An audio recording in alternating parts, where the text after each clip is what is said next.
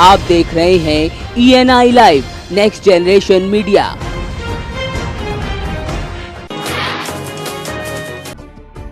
सपा सरकार में पूर्व कैबिनेट मंत्री आजम खान द्वारा बनाए गए उर्दू गेट पर खतरे के बादल मंडरा रहे हैं। CNDS द्वारा बनाया गया उर्दू गेट लोक निर्माण विभाग की अनुमति के बिना बनाया गया है। लिहाजा लोक निर्माण विभाग के अधीक्षण अभियंता ने CNDS को नोटिस भेजा है, जिसमें कहा गया है कि उर्दू गेट बनाने से पहले लोक निर्माण विभाग की NOC क्यों नहीं ली गई।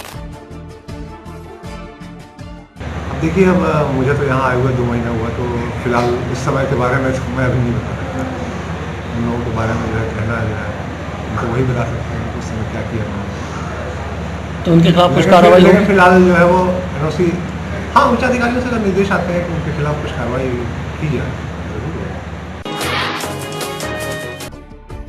ऊर्जा मंत्री श्रीकांत शर्मा स्वच्छता अभियान के तहत मथुरा पहुंचे। मथुरा के डैम्पियर इलाके से उन्होंने स्वच्छता अभियान की शुरुआत की। श्रीकांत शर्मा 11 तारीख तक मथुरा वृंदावन नगर निगम के प्रत्येक वार्ड में स्वच्छता अभियान चलाएंगे। उनके इस अभियान को आगामी नगर निगम चुनाव से जोड़कर देखा जा रहा है, ताकि इसका फायदा चुनाव में भाजपा को मिल सके। यहाँ करोड़ों की तादाद में श्रद्धालु आते हैं, उनसे भी हम अपील करेंगे कि हमारे ब्रज को स्वच्छ रखने में आप सहयोग करें और भगवान कृष्ण की नगरी मथुरा वृंदावन स्वच्छता में अव्वल आए। और इसीलिए एक सप्ताह पूरा हम सभी मथुरा वृंदावन के जो वरिष्ठ लोग हैं, जो प्रतिष्ठित लोग हैं, जो हमारे छात्र छात्राएं हैं, हम ब्रजवासियों को सबको अपील करेंगे, प्रत्येक नागरिक को, कि ये जो स्वच्छता में सब सहयोग करें। भगवान की कृष्ण की नगरी हम दिवाली पर अपने कान्हा को, अपने मथुरा वृंदावन को स्वच्छ करके उनको हम गिफ्ट दें। कन्नौज में एक तरफ जहां पंचायत अध्यक्ष पद के लिए भाजपा नेताओं ने अविश्वास प्रस्ताव दिया, तो वहीं कन्नौज के सदर ब्लॉक प्रमुख की कुर्सी के लिए भी भाजपा नेताओं ने एकजुट होकर DM को अविश्वास प्रस्ताव सौंपा। वहीं DM ने जल्द ही प्रस्ताव का परीक्षण कर निर्णय लेने की बात कही। इस सब के बाद अब कयास लगाए जा रहे हैं कि अखिलेश यादव की प्रतिष्ठा वाली दोनों कुर्सियां अब छिन जाएंगी। कन्नौज में जल निगम द्वारा किए गए भ्रष्टाचार के लीकेज सामने आने लगे हैं। ताजा मामला कन्नौज के सदर ब्लॉक स्थित घमचाई मऊ गांव का है, जहां पेयजल किल्लत को दूर करने के लिए बिछाई गई लाइनों में इतने लीकेज हैं कि टंकी भरने के बाद सारा पानी इन लीकेज से ही बह जाता है। करीब 1 करोड़ 13 लाख रुपए की लागत से इसे बनवाया गया था, लेकिन ग्राम प्रधान का कहना है कि बजट में जमकर बंदरबाट हुआ है। अगर आधी रकम भी लग जाती तो ग्रामीणों को इसका फायदा मिलता। जो टंकी का निर्माण हुआ था उसमें लाइन बिल्कुल बेकार पड़ी है, उससे कोई लाभ नहीं मिल रहा। जो टंकी में 1.25 करोड़ रुपया लगभग लगा है, उसमें अगर इसका आधा तक लग जाता तो कायदे सबको लाभ मिलता। उसमें बहुत घपलाबाजी हुई, लाइन फाइन सब उल्टी सीधी बिछा दी गई, तो उससे कोई लाभ नहीं मिल रहा।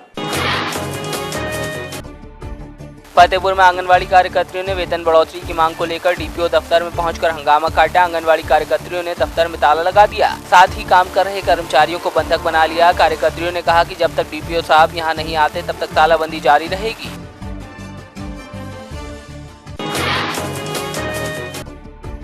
जौनपुर के बदलापुर स्थित भीमपुर गांव निवासी एक विवाहिता को उसके बहनोई ने ही नौकरी दिलाने के बहाने मुंबई ले जाकर उसके साथ रेप किया। पीड़िता ने बताया कि आरोपी ने उसके गहने और पैसे भी छीन लिए। पीड़िता ने थाने में प्रार्थना पत्र देकर इंसाफ की गुहार लगाई है। पीड़िता के 2 बच्चे हैं और उसके पति की भी दिमागी हालत ठीक नहीं है।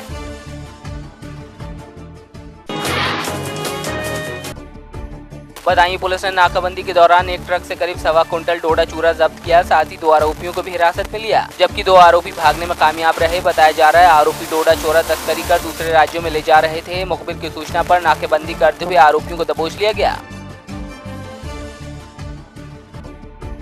बदायूं में हिंदू जागरण मंच युवा वाहिनी के नेता कुलदीप वासने ने मौलाना अशरफ जिलानी को लेकर विवादित बयान दिया है। मौलाना पर आपत्तिजनक टिप्पणी करते हुए उन्होंने देखते ही गोली मारने की बात कही। और तलब है कि एक टीवी चैनल पर मौलाना अशरफ जिलानी ने आपत्तिजनक बातें कही थी, जिसके जवाब में अब कुलदीप वासने ने जहर उगला है। बदायूं में अवैध शराब की तस्करी पर शिकंजा कसते हुए पुलिस ने दबिश देकर भारी मात्रा में कच्ची शराब समेत लहन और शराब बनाने के उपकरण बरामद किए। कप्तान के निर्देशों के अनुसार मुखबिर की सूचना पर कार्रवाई को अंजाम दिया गया। पुलिस के आने की सूचना मिलते ही शराब तस्कर फरार हो गए, जबकि एक युवक को पुलिस ने हिरासत में लिया है।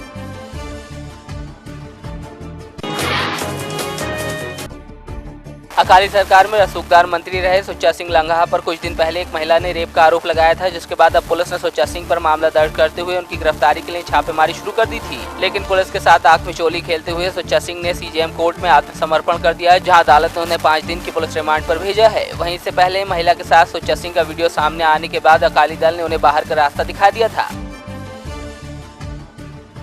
आज सुच्चा सिंह लंगहा ਇੱਥੇ ਕੋਰਟ 'ਚ ਪੇਸ਼ ਹੋਏ ਨੇ। ਕੋਰਟ 'ਚ ਅਸੀਂ ਉਹਨਾਂ ਦੀ ਗ੍ਰਿਫਤਾਰੀ ਦੀ ਇਜਾਜ਼ਤ ਲੈ ਕੇ ਕੋਰਟ ਤੋਂ ਅਸੀਂ ਪੁਲਿਸ ਰਿਮਾਂਡ ਵਾਸਤੇ 10 ਦਿਨ ਦਾ ਪੁਲਿਸ ਰਿਮਾਂਡ ਉਹਨਾਂ ਨੇ ਡਿਮਾਂਡ ਕੀਤਾ ਸੀ ਤੇ ਆਨਰੇਬਲ ਕੋਰਟ ਨੇ ਸਾਨੂੰ ਉਹਨਾਂ ਦਾ 5 ਦਿਨ ਦਾ ਪੁਲਿਸ ਰਿਮਾਂਡ ਦਿੱਤਾ ਤੇ ਹੁਣ ਅੱਗੇ ਇਨਵੈਸਟੀਗੇਸ਼ਨ ਚੱਲਦੀ ਰਹੂਗੀ। ਨਹੀਂ ਪੁਲਿਸ ਫਿਰ ਸਰੈਂਡਰ ਕਰਕੇ ਫੜੇ ਨਹੀਂ ਜਾ ਸਕੇ ਸਰ? ਨਹੀਂ ਅਸੀਂ ਮਤਲਬ ਇੱਥੇ ਸਾਰੇ ਕਿਤੇ ਸਾਡੀਆਂ ਫੋਰਸਸ ਲੱਗੀਆਂ ਹੋਈਆਂ ਸੀ, ਜਦੋਂ ਕੋਰਟ ਪਹੁੰਚੇ ਅਸੀਂ ਇੱਥੋਂ ਅਰੈਸਟ ਕਰ ਲਿਆ।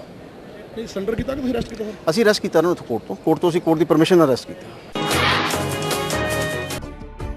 पंजाब सरकार ने धान की पराली में आग न लगाने को लेकर सख्त निर्देश जारी किए हैं। बावजूद इसके मोगा के एक गांव में किसानों ने एक साथ इकट्ठा होकर पहले तो मीटिंग की और फिर अपने खेत में आकर धान की पराली को आग लगा दी और फिर इसका वीडियो बनाकर व्हाट्सएप पर वायरल कर दिया। किसानों ने एक पत्र भी जारी किया है जिसमें कहा गया है कि वो खुद धान की पराली को आग लगा रहे हैं।